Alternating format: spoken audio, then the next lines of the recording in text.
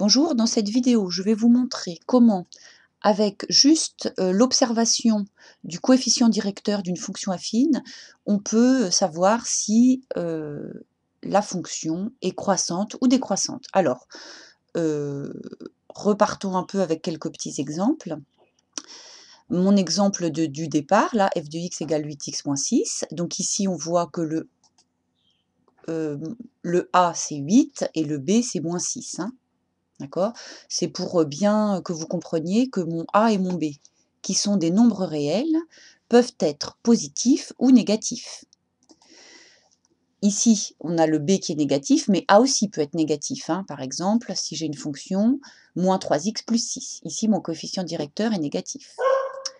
Mes nombres A et B, ce ne sont pas forcément des entiers. Ça peut être, ils peuvent être rationnels. Hein. Par exemple, ici, 3 demi de x moins 6, c'est aussi une fonction affine. Mais ça peut être aussi ça, par exemple, moins 3 demi de x, moins 0,01. Et ça peut être aussi donc des nombres réels. Hein. Enfin, tout ça, ce sont déjà des nombres réels, mais ça peut être des nombres réels un peu moins charmants que les précédents, comme par exemple, moins racine de 3 sur 2 ou pi. D'accord? Ça, cette fonction-là, moins racine de 3 sur 2x moins pi, c'est une fonction affine. D'accord? Tant que le nombre qui multiplie x et le nombre que l'on rajoute sont des nombres réels, c'est une fonction affine. Alors, voilà ce qu'il faut savoir, c'est que le nombre a, qu'on appelle le coefficient directeur, anciennement on appelait ça la pente, donc le coefficient directeur de la droite représentative de la fonction. Qu'est-ce que j'ai dit là? Donc le nombre a est appelé le coefficient directeur, ou la pente, de la droite représentative de la fonction f. Et le nombre b, donc celui-ci, on l'appelle l'ordonnée à l'origine de la droite représentative de la fonction f. Alors, je vous ai tracé tout ça dans GeoGebra. Examinons un petit peu, hein, ça va nous faire réviser la visualisation graphique du coefficient directeur et de l'ordonnée à l'origine. Alors, f, où est mon f? F, c'est la verte.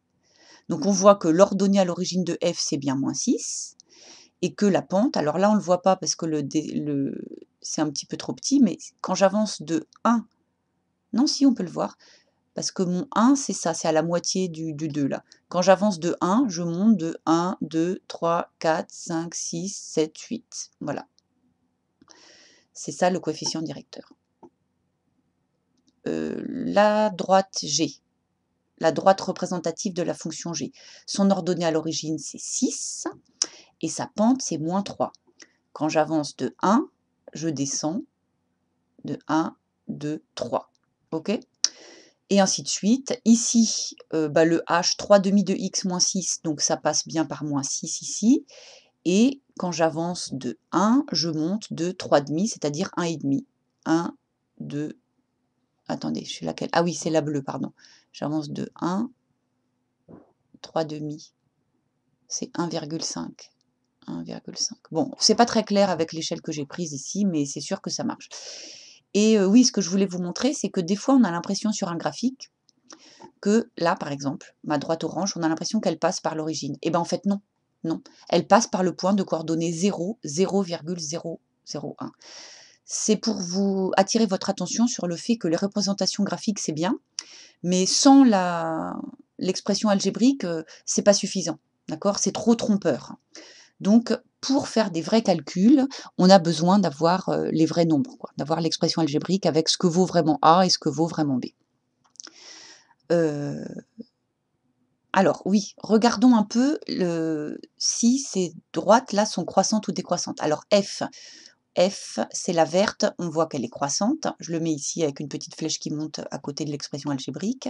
Ma fonction G, la rouge, on voit qu'elle est décroissante.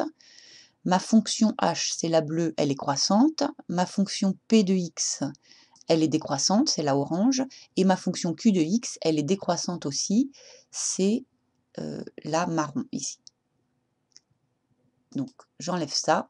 Et voilà, ce qu'il faut retenir, hein, ce qui fait partie du cours de seconde, c'est que quand le coefficient directeur d'une fonction affine est positif, la fonction est croissante sur R. Ça, c'est sûr. Hein. On peut l'écrire comme ça. Quand A est positif, strictement positif, la fonction est croissante.